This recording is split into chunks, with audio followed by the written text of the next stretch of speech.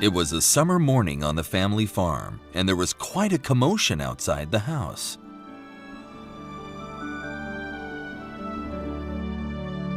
Cock-a-doodle-doo, everyone! It's show day today! Crowed Jeff.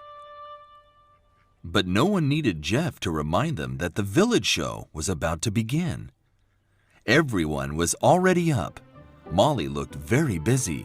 She put something in the trunk of the car before hurrying back into the house. Then Katie came out and she put something in the trunk of the car. Then, as Katie disappeared back into the house, Molly appeared again, holding something else. Now, what else? Let me see now, wondered Molly, as she disappeared back into the house. What a mess the kitchen was. The table was nowhere to be seen. It was buried beneath foods. Much stuff. Vegetables, fruit, crafts, and even a walking stick. "Oh, Katie, look at the time. We should hurry," said Molly. She rushed out of the kitchen with 2 cakes and a walking stick.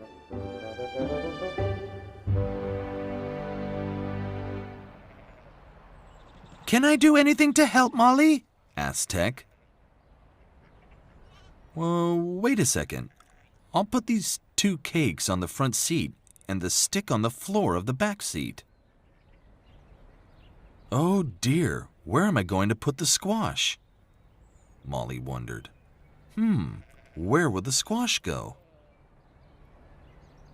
"Tommy the trailer and I can carry them," said Tec.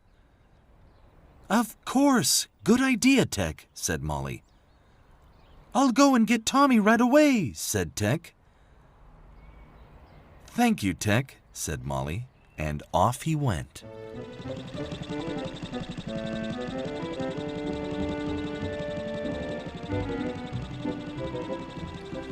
"What's the hurry?" complained Tommy the trailer.